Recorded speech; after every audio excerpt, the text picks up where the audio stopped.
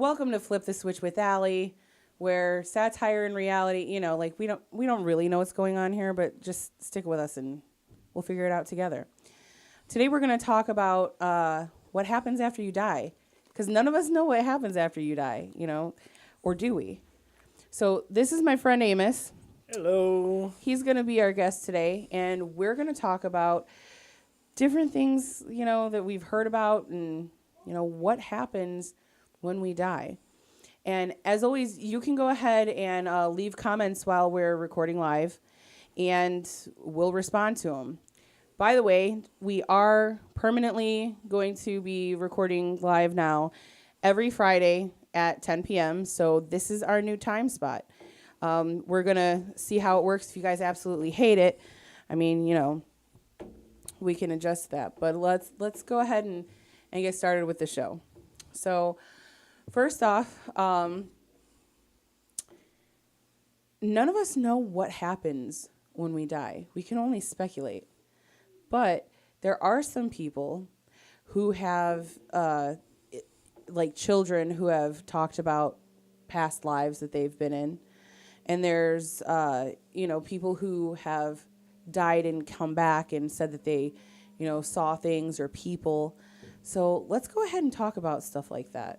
Yeah, there's a lot of evidence and a lot of stuff out there where kids or even grown adults who have abilities to do things that normally never done before, like instruments that they can play that they've never touched, or kids that have like these past lives and can point out things that they've seen and done before, like rock solid evidence that can't be disputed and nobody understands why. So there's obviously something going on that we can't figure out and nobody will ever really know until it's too late. But you got people that pass away and see the light and see heaven and come back and have these stories, and other people that experience hell and other things. But there's like a million different theories out there. And then there's the simulation theory and everything like that, where it could all be a simulation. Yep. So I want to go ahead and talk about the fact that let's take a look at it from a scientific point of view first. Okay. So the scientific process of dying is a collaboration of different events that basically the body is shutting down.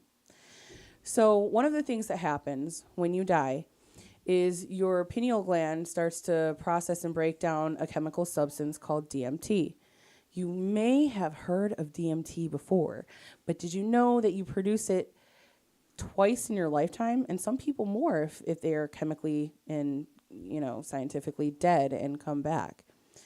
So what happens and why people, the scientific reason, I should say, for people to see things after they pass or when they're clinically dead, we believe it's because of a release of DMT in the brain, which every living thing on Earth that we know of produces DMT at birth and death. Even trees and plants produce DMT.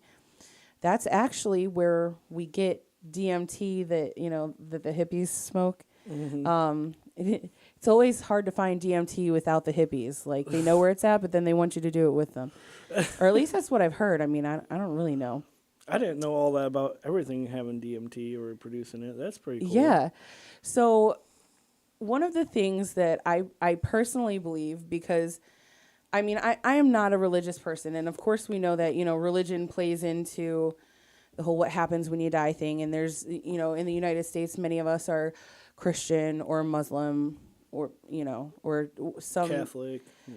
Yeah, Judaic. Many of us are based on a Judaic religion, and some of us are other things. But for the most part, we believe in America in general that there's a heaven and a hell, and that, how good you are in life depends on where you go. But from a scientific standpoint, what we can prove is that we break down and process DMT, which is a very potent hallucinogen. So if you've ever done DMT before, which... No, I haven't. Okay, I have. Oh. One time, okay. Don't worry, I had plenty of babysitters. I let my mom know. I was like, Mom, this is what I'm doing, so I need you to be a babysitter because I'm doing a science experiment. we actually were able to tell the hippies, like, no, it's okay. We literally had to tell the hippies, like, no, it's okay. Like, we have a guide. We're good. So what happened was my ex-boyfriend and one of our close friends, actually I think two of our close friends, we were at my house and we were like, all right, well, this is what we're going to do. And you smoke it. And so we were playing Lana Del Rey because we wanted to have like relaxing, chill vibes in the background. And because you technically, you're tripping. It's a hallucinogen. So we wanted to make sure that we were going to have a good trip. So we got some Lana Del Rey to set the mood. And we took this DMT. Now, I was looking forward to it because I researched it thoroughly before I tried it. And so I knew that I was going to feel the way that you feel when you're dying. I understood that going into it. And I also knew that the amount that I was doing wasn't going to actually kill me. So I knew what to expect. And you knew you were safe at least, and you can just enjoy the experience. Right. And I was in a lazy boy too. So I was just reclining, laying back, relaxing. Now, for me, I will say my soul shot out of my body and it went somewhere else. I was not a human being. I was just me. And I saw what I believe might be like my spirit guide or something like that. And it was a lady, and I spoke to her. And I remember her mouth wasn't moving, but I could like understand what she was saying. She's like, "What are you doing here? You're not supposed to be here yet." And I was like, "Just had to visit and see what it was like, you know." I mean, literally and I saw a lot of like geometric shapes and stuff like that. And it was kind of like being inside of a kaleidoscope, if I could explain it at all. And when I first did it, actually, because you don't really feel anything until you like exhale it, and then you're like, and then you're just gone. But I felt like a warm sensation over my chest and stuff like that. So there was that as well. But then I was gone. I mean, like, I'm pretty sure that my eyes were open and that I was hearing things. Or at least that there was things to hear around me, but I wasn't hearing them. My eyes were open, but I wasn't seeing anything. So for me, that experience kind of like led me to believe, well, this is what's going to happen, you know, at least when I die, this is, you know, what I'm going to feel like and, you know, a good idea of what I'm going to see. So with that, we, Charger? oh, okay. Hold on, buddy. This story is too adult for you. Here you go. Yeah, he was not present during this adventure. Needless to say, but he doesn't know about this adventure. But yeah, I had a very pleasant experience. My friend that was with us, he had a good experience. Now, my ex did not. He didn't get into too much detail about it, but he wanted to stand up and be by the fire because he's Florida man and he knows everything. So, so he stood up and was like, "I want to stare at the fire," and da da da. And he did not like it, and he said he'll never do it again. I'm like, all right. So back to the part where DMT is released at birth and death. I have a theory that in some people, you know, they call it the spirit molecule because it is released when you're born and when you die. What if that's when your soul or the essence of you enters and leaves the vessel that is your body? What is spirit molecule? I've never heard of the spirit molecule before. DMT? Oh, is that the Yeah. reference for it? Oh, okay.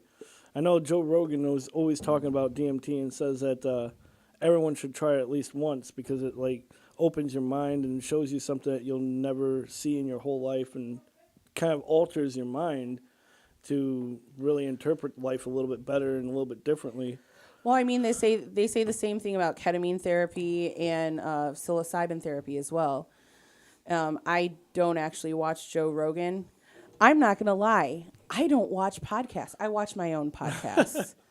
So, I mean, that's it. And today's really the first day that it's like only a podcast, because we usually have the pre-recorded, segments. But this week and last week, we did take a week off. I had a friend that passed away, which kind of, brought this whole episode on. And with that, I kind of took some time to myself to, grieve my friend. And so, here we are now. If only we could ask him, like, what's going on over there, I know. And me and him used to talk about, like, pretty much everything, too. He was an intellectual person, and, he was young. He was 24. I watched him grow up from, like 10 years old, something like that, from just, like, a little jit. He was a little young boy. And he just had this fiery passion about things that he believed in. And, we talked about stuff like that. So I miss my friend. Oh. But I don't know why, even though I'm not particularly religious, I do believe I'll see him again.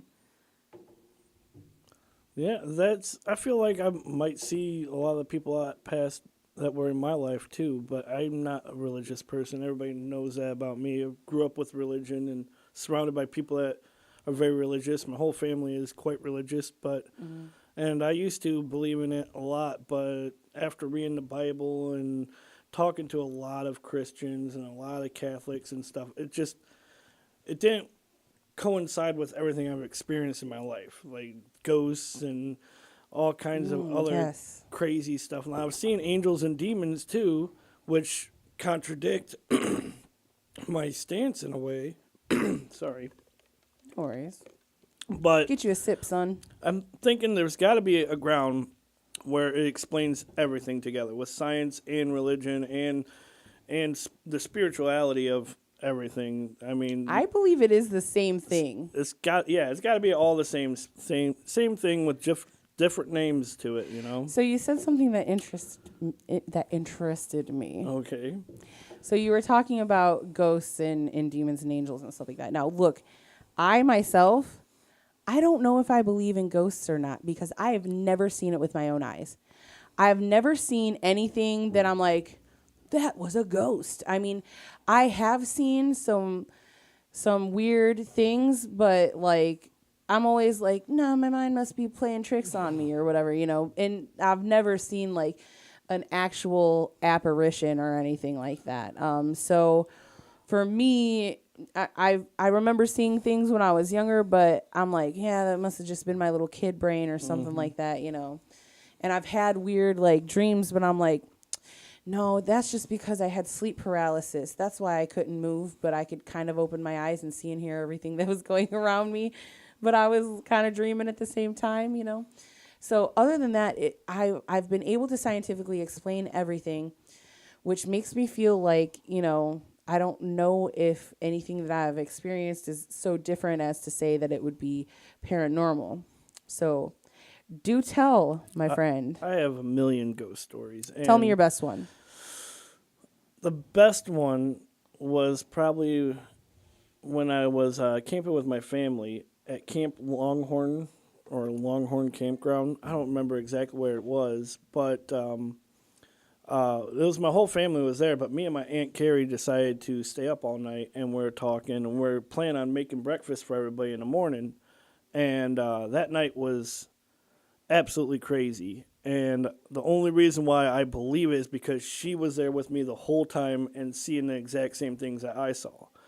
And the night started with, now, history for me, I've been around the spirit world a lot, like seen a lot of ghosts up until this point. And I've seen a lot of ghosts at my old house when I was growing up. A lot of stuff, well, at first I didn't know what they were. I thought they were demons or something. I wasn't sure. But as I got older, like I've been more comfortable seeing this and experiencing it. And usually I just keep my mouth shut and don't say anything to anybody. And at this time, there was a little girl that she was probably like 8 years old, and she was walking around and talking to me. And at first I was startled, but then I was like, okay, whatever. And I had like a little conversation with her when my aunt wasn't there, whatever. But how the whole thing started was we were trying to get the fire started, and it rained. All the wood was wet, and we were trying for about a half hour maybe, piling the wood on and everything. No fire whatsoever, barely any embers. I had this big old like blower thing that I was trying to use to, get the embers going and everything, but nothing was working. I was standing there, and this little girl walks up next to me, and she's like, "What are you doing?" And I'm like, "I'm trying to start a fire, obviously." And she's like, "But it's the middle of the daytime. Why would you want to start a fire right now?" And I was like, "What are you talking about?" And she was saying that it was like the middle of the day. Look, and it was the weirdest thing, but I swear, like, for a second, she touched my head, and it was like daytime, but it wasn't the same time of year where I was. Like, it was like I was teleported in the past for a few seconds, and I was looking around, and I freaked out and stepped back, and then I'm back to where I was. I was like, "What the heck was that?" And she said, "It's daytime here. I don't know why you're trying to start a fire, whatever." But I was like, "Well, I need to get this fire going anyways." And she's like, "Want me to help?" And I was like, "No, you can't help me. Just go ahead and just step back. Don't hurt yourself. I don't know if fire hurts you or not, but don't get too close." She leaned over and she said, "Here, I'll help." And she blew into the fire, and it exploded in flames. My aunt was right there next to me. We're both just standing at the fire, and it explodes. And there's a full blazing fire now out of nowhere.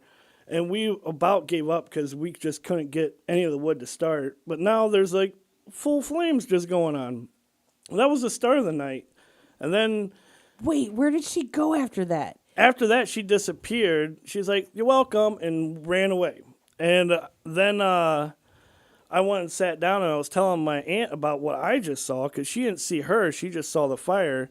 And while I was talking to her, we heard like feet running on the street. It sounded like flip-flops hitting pavement. And it sounded like someone short and small running down the road. And I looked up, and she looked up because it's like 4 o'clock in the morning at this point. And I saw just like the top half of a kid running down the street. And he had like curly black short hair. And my aunt saw just legs running down the street. But we both like were looking at the same time as we watched this kid ran down the street and then disappeared. And we're just like, what the heck is going on? Where were you at? Longhorn Campground. Is that here in Ohio? I think so. But I think it's in the southern part of Ohio, but I don't remember exactly where it's at. I was younger, like in my teenage years, I think. Oh. Yeah, I've actually heard that Ohio is one of the most haunted places in the United States. And one of the reasons being is because we are basically a giant Indian burial ground, Native American burial ground, indigenous burial ground. So, I mean, with that being said, we do have like the Serpent Mound and all these different mounds and, burial sites that we've basically taken over and,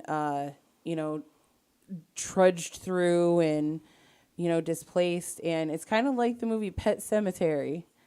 Like the whole state of Ohio is basically like a giant pet cemetery. And we also have, I think like the most haunted houses per distance or something like that out of Per like mile any like state. So I'm not sure what it is about Ohio where we just love scary shit and Right. and ghosts and stuff, but I think it's pretty cool. We have like Mansfield Penitentiary. I've been there before. I want to go there.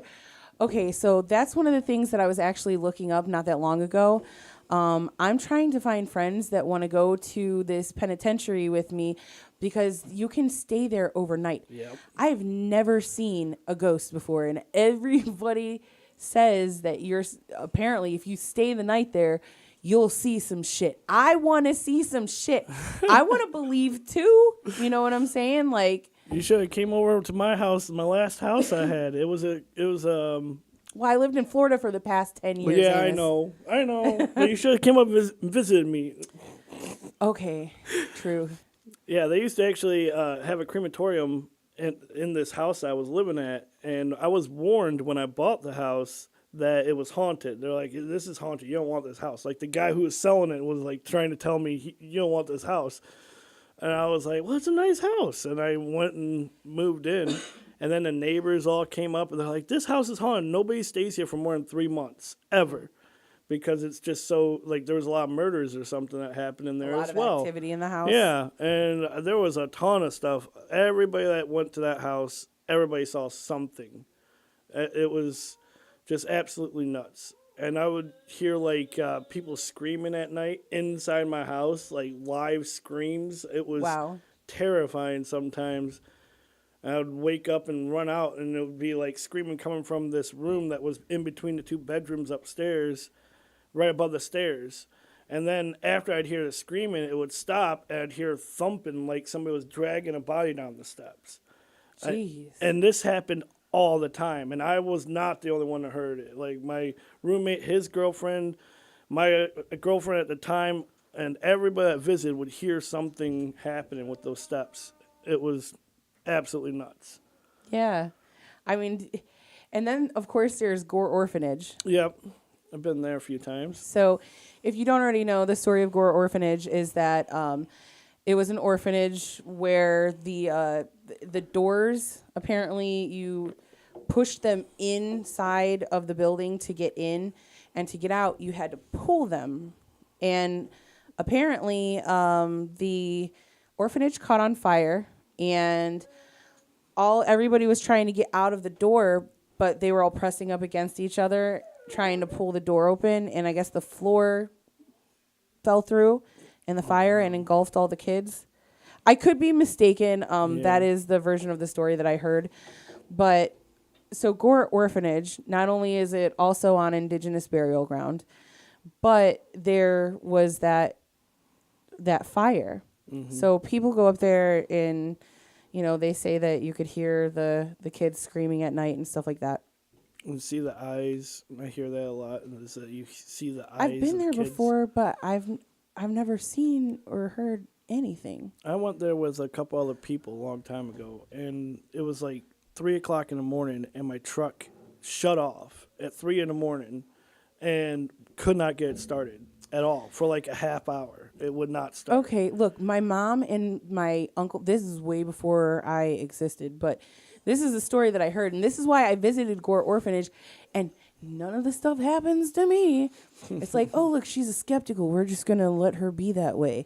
No ghosts want to, like, come face to face with me because they're like, she's too skeptical. We're just going to let her be that way. But so my mom and my uncle and some of their friends, they went up to Gore Orphanage, and the story is that they had been drinking and smoking weed and stuff like that, doing stuff that young adults do. And their car stalled. And so they couldn't get the car going. And they were trying to push the car like up a little hill or something like that. And, the guys are all drunk and they couldn't push the car up the hill. And my uncle went to go pee. And I guess that they heard something, like whether it was screams or laughing, whatever it was that they heard and or saw, scared the guys so much that they ran to the car and pushed that bitch up the hill like as quick as possible to get out of there. But I've never seen anything like that. So I'm just saying, if you're watching this show and you're a ghost, I wouldn't mind a little evidence for my skeptical self. Just saying.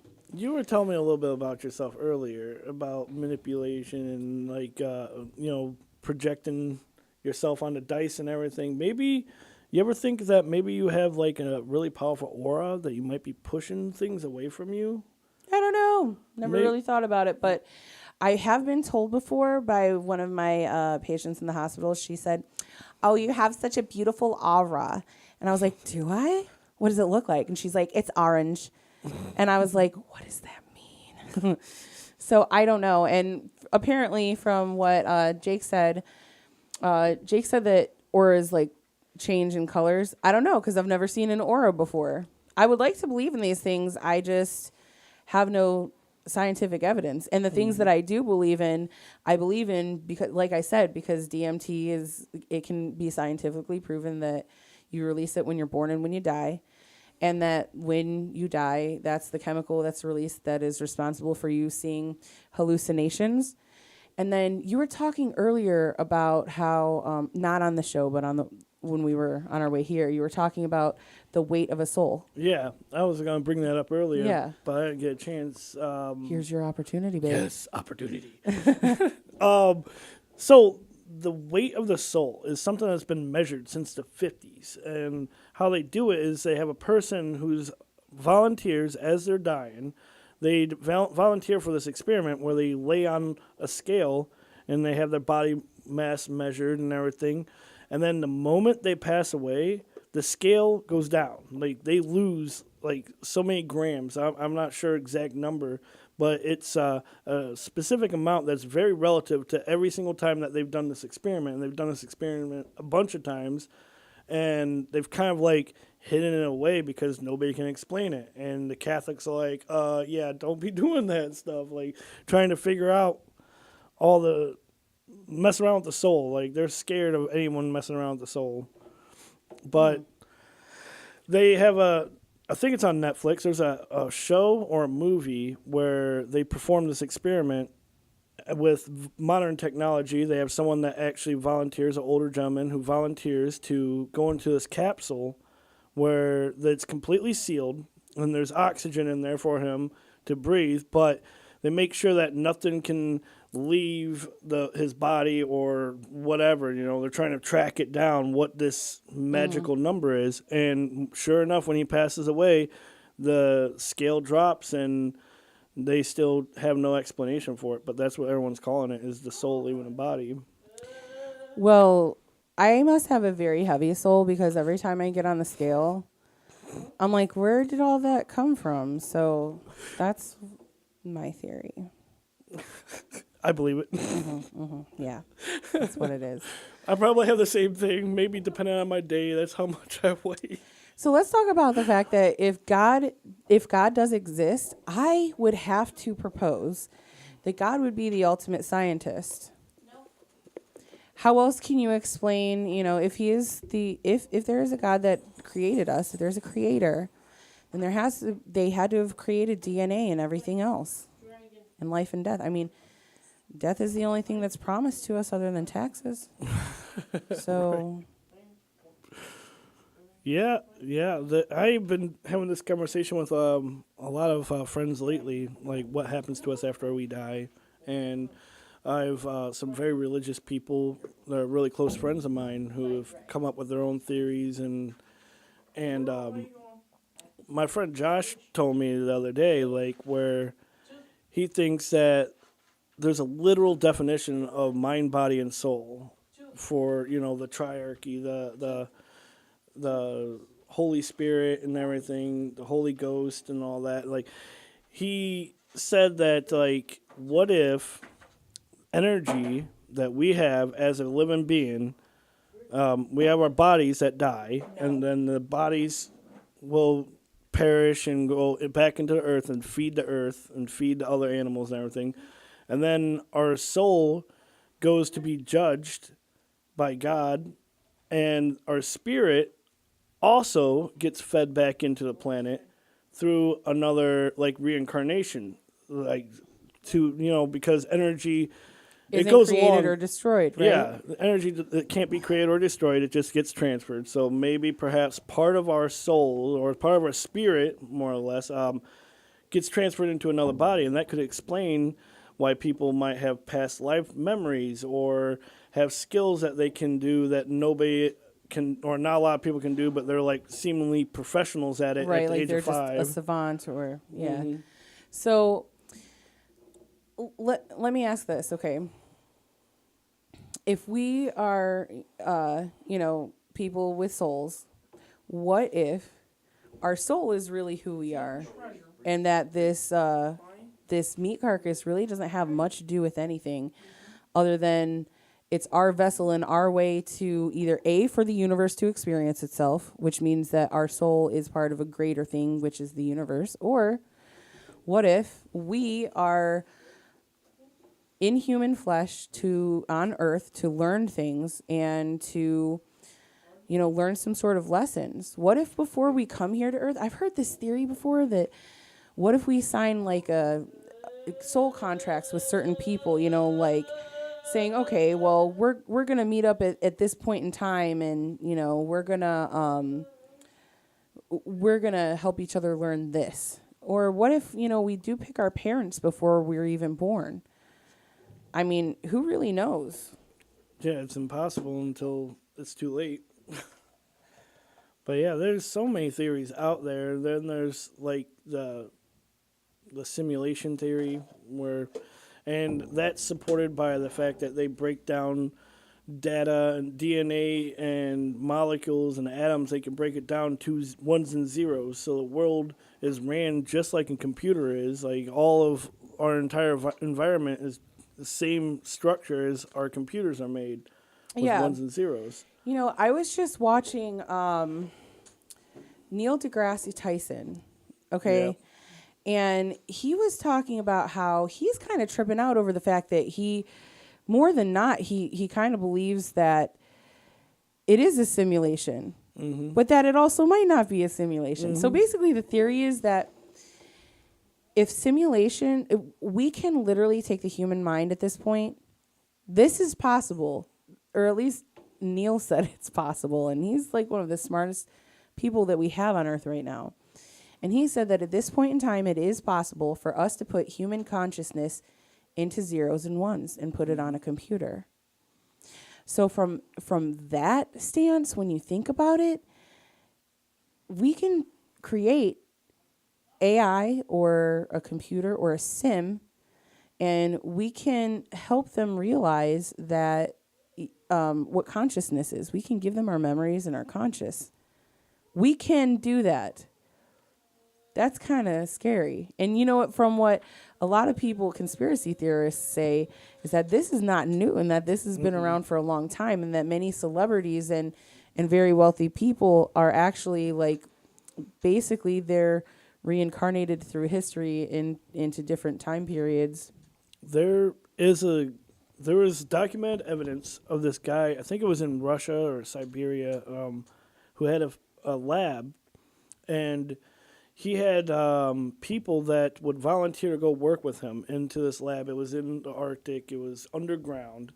And these guys that were at the end of their family chain, they had nobody left on the planet to worry about them or anything like that. He would have them come out and do this experiment where he would put their consciousness into a machine. And he got caught while he was doing all this. All these people kept disappearing. Finally, somebody actually still had living family members, and they came out there was actually a couple of them that lied that didn't have family, but they actually did have family, and they came out to find out that their family has been murdered, but this guy said that they're not dead, they're still alive, and they're in his machine. Now, they had this huge trial, and this is all well documented, but they had this huge trial where with him about this whole thing, because he was begging for them not to shut the machine off, because they were going to unplug it and take it apart and everything and end all his experiments. And he said, you can't do that, you'll kill everybody in there. And they said that if he can prove during the trial without a shadow of a doubt that those people are in there, and he had some family members there that asked very intimate questions that only their loved ones would know, and 100% of the time he was dead accurate on every single question. So he proved that they were in that machine, and so they left the machine on, and then all records of him disappear.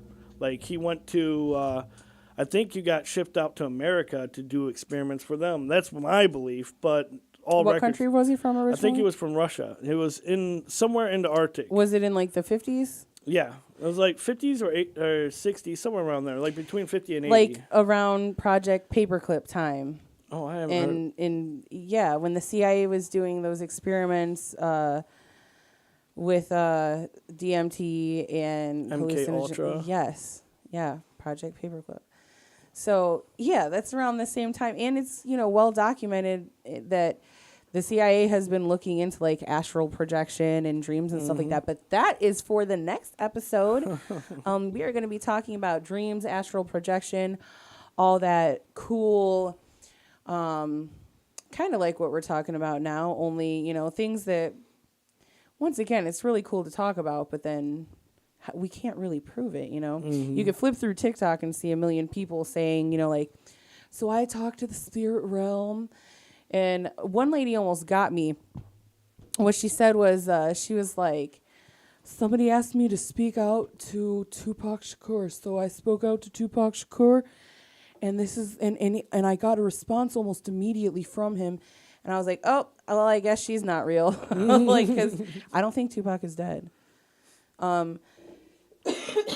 Excuse me.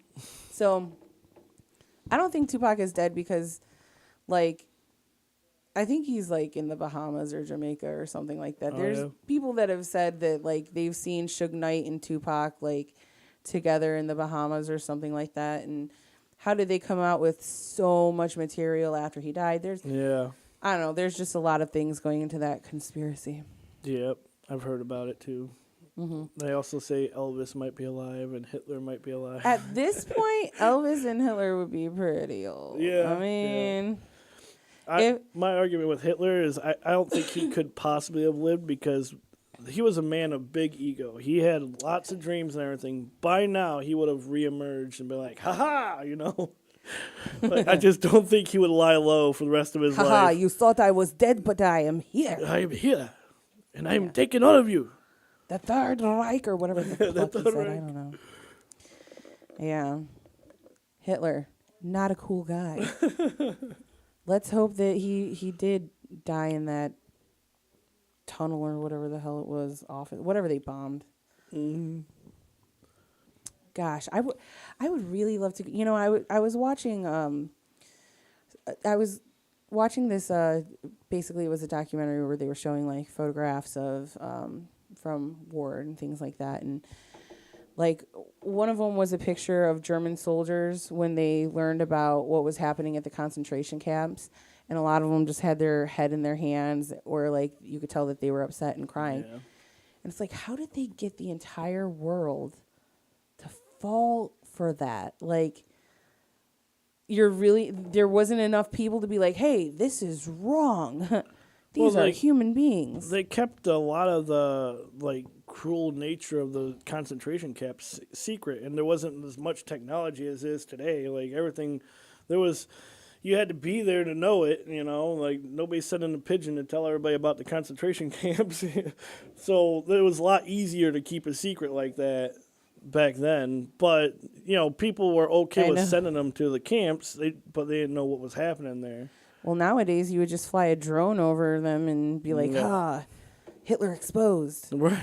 But on the other hand, I mean, a lot of people are saying that there's like underground bunkers right now that can basically be concentration camps, and drones aren't going to find those. Yeah, so. I've heard of those, and there's like millions of caskets that they have stacked up in places. Like, well, that's all that they could be used for is like caskets, like little chambers that are the size and shape of a body. And there's like millions of them. Then there's no explanation, but they're all stacked up and hidden in random places, and people can find them. And they're all like government-controlled areas, like they're preparing for something. Well, who knows what the world is coming to? Not me. Somebody does, just not us. We're not paying enough for that. Well, I mean, and that's another thing too that we could get into, but we would never stop talking if we started talking about like what is going on with the government. Right. I believe that if anybody knows what happens after we die, it would be the government. Oh yeah, they got it figured out by now. Well, I mean, look at what the CIA was doing. What the CIA was created for. You know, they wanted to create consciousness. Mm-hmm. So you can't tell me that if anybody who doesn't know, it would be the U.S. government. I mean, we know that aliens exist. Mm-hmm. So here's another question that I have is like, so if aliens exist, which who doesn't? I think it's like 70% of people believe that they do. Yeah. So I'm pretty sure at this point we could just say they exist. Right. There's enough evidence for it. So what about their souls? What about a dog? If dogs don't go to heaven, I don't want to go to heaven. I want to see every dog in heaven, and I want to have an arm for each one of them, just pet them all at the same time. Like, I love dogs. I love cats too, but they're just Maybe it has to Not do a with a dog. closed ecosystem or something. Like maybe it's the planet. The planet is cycling. I think it's the Japanese culture where they believe in Gaia and rebirth of energy and everything like that, and the Mother Earth being a live being. And how our souls go in to Gaia, into the planet, and then come back out. But that's all souls, all energy from all living beings and all living creatures and plants and everything. They just all cycles through. So maybe it's something to do with the Earth. Now, what happens when we move to Mars and start living there? Then what happens? Well, what happens to the aliens that are from other planets? Yeah. What if our souls are not only recycled into things on Earth, but what if our souls could be recycled into, I don't know, something on another planet or in another dimension? Or what if our soul is in another dimension and that's why we can't see it from this 3D plane that we're on? Yeah. Who knows? Right. Our human brains just can't fathom it. Yeah. We're just not good enough to understand. Can't understand 4D or 5D, and then now they got those quantum computers that are doing crazy stuff. Have you ever heard about the quantum computers? Do tell. I don't know enough. Well, it's very weird, unique stuff, but it has a lot to do with like time and space and manipulating all of that. But I feel like there's got to be some sort of connection there with like the rest of us and the spirits and everything like that, plants and animals. But there's so many theories out there, like Well- the egg theory. You've heard about the egg theory, right? What do you mean egg theory? Oh, the egg theory is we are everybody. Like there's one of us on this planet, and every time we die, we're reborn as another person. And we live that life and we experience that life, and then we die, and then we're reborn like every single person through all of time. And then when we finally finish living all those lives, because time and space only exists in this bubble, in this egg, so to speak. And once we've finished all of those lives, then we'll remember everything that we've experienced, and it'll help teach us how to be our next ultimate being, what we're supposed to be, like a god or something like that, or equivalent to it.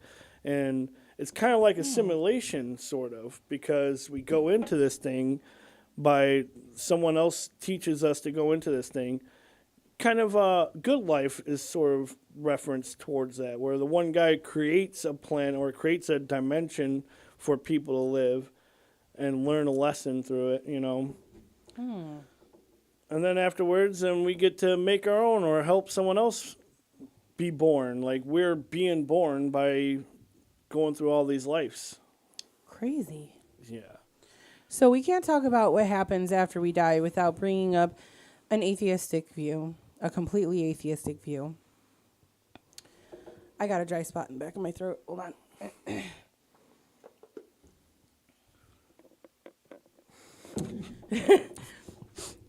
So, of course, some people believe that when we die, there is nothing. Okay, that's the atheist view. Let's go ahead and call it a day. I don't know how else to just. I was wondering where you were going with that. I was like, atheist view is like, there's nothing. Like, There's you just nothing. die, there's nothing. Yeah. What's she going to say? That's it. That's it. Yeah. So, I mean, how sad would it be if that were the truth? What would the point of life actually be? One of the reasons why I really believe that there's got to be something after we die is because. We waste a lot of time here doing nothing. Right. And hear me out. If there is nothing after we die, why are the 1% trying to get as wealthy as they can when they cannot take their wealth with them to the next life? Yeah. And like I heard somebody say something that kind of resonated with me today. It was this girl whose her father or her grandfather is a spy. So she's like, her thing on TikTok is like, we ask a spy the questions you want to know or whatever. And one of the things that she asked him was, she's like, what do you think of Marxism? And he said, the problem with socialism is that it doesn't account for or accommodate human greed. Mm-hmm. And I was like, wow, that is like, I feel that. Mm-hmm. I mean, I don't feel much greed, which is why I'm one of the people that's like, I don't think that we should be like as wealthy as fuck. Like that doesn't make any sense because you're just taking it from other people. Right. So if that's the case, like I'm just like, what is it that the 1% wants? They can't take it with them when they die. But what if they freaking can? What if they are putting their brain, like we're talking about simulation theory, what if they can put their consciousness into a computer and come back like later? You know what I mean? Like people believe that people like Jimmy Fallon and Nicki Minaj and Jay-Z and all these people, like they have pictures of them throughout history, like Mark Zuckerberg. They have pictures of them as like ancient royals and stuff like that throughout history where they look just like the people in the painting. Now, granted, it could just be somebody that painted an old looking picture of Mark Zuckerberg. I don't know. Or it could actually be an old painting. Or it could be time travel. It could be. Those rich people have, here's your trip to time travel. You can go visit. So that's another thing that I saw too, was where people were like, okay, so Neil deGrasse Tyson with this thing that I was watching earlier. What if the reason now particles do not have to react if we're not watching them, right? Oh yeah, you're So- talking about the watch theory, the watch particle theory. Right. So basically, if a particle is being watched, if a photon, it's a photon, correct? If a photon is not being watched, it behaves one way. And if it is being watched, it behaves another way. Like whether you put a camera in front of it or you're physically watching it, it behaves differently than when you're not watching it. Yeah, they've run this experiment a bunch of times Yes. by a bunch of different people all around Yes. the world, where they have like a slit that they shoot these photons through, and when they're watching them, it does one thing. When they're not watching them, it does something completely different. And it happens every time. Every single time. Every time. And there's all So- evidence for it. Like, If that's the case, what Neil deGrasse Tyson was saying is that if we are in a simulation, what if, kind of like when you're in Minecraft and you're building, you know what I mean? Like it has to like load up more stuff for you to walk on or whatever. So what if nothing really exists unless somebody is there to experience it? And therefore, if a tree falls down in the woods, the answer is it does not make a sound if Right. nobody's around to witness it. So with that being said, they were like, well, what if like that's why the speed of light is like the law. Nothing can go faster than the speed of light because the like it can't be generated fast enough for if we travel beyond that we could That's the escape loading our speed. reality. that's the loading speed for our universe. Right. Yeah. Our frames per minute or per second. Yeah. Like this, dude, Light speed is FPS, guys. this is They all the kind make of sense. conversation I live for. Okay. And this is the kind of stuff that I'm going to die for. Like, if I'm going to die, I want to see some sweet shit along the way. And I hope I get the biggest DMT rush when I'm dying. I'll tell you what, though, like, if I was dying, I would fight to stay here as long as I could just for my son alone. I might talk a lot of shit about my son. He broke every single dish that I own recently, threw them off of our 3rd floor balcony into the parking lot. Anyways, Oh my gosh. yeah, have kids, they said. It'll be fine, they said. They lied. So sometimes it is a struggle, but I'll tell you what, I would do anything for my child, and I am here for him. Other than that, this place sucks. I don't really like Earth. Fuck you guys. See, that's why I always reach back to my rule of thumb for everybody. Everybody is always wondering about what is the point of life. Why are we here? What does it matter? And all this stuff. And no matter what the outcome is, no matter what the end game is, whether it's heaven, hell, whatever it is, I feel like the point of us being here, besides learning what you can and what you want, the point of us being here is just enjoying ourselves as best we can. Like, just try to find a way to seek the best enjoyment. Like, not, It's a very hedonistic view. I mean, yeah, I guess, but I mean, help other people, help everyone else with their journey and everything, and just genuinely just try to like live life to the fullest. Because if the atheists are right, well, then show's over, I guess, you know. So might as well enjoy it But while we you won't can. find it. We won't find out until the end, anyways. So have the best life you can while you before you can't. I think this is a beautiful way to end the show. Yeah, Yeah. that's a good ending. Let's just go ahead and end it here. Thanks for watching. I'm Allie. This is Flip the Switch with Allie. That's me. And this is Amos. We've loved talking to you guys. We have seen you guys saying hello and everything in the comments. And if we didn't have so much to talk about, we would have given out the phone number for you guys to call in too. But save it for next week. Jake should be back next week. And we're going to go ahead and talk about dreams and, you know, like hippy dippy stuff. Like, what about the astral realm, bruh? Things of that nature. So tune in next week. We are going to be here from 10 p.m. on Fridays from now on. I mean, unless there's a huge objection, like I said. So we'll see you guys next week. Have a good one. Bye.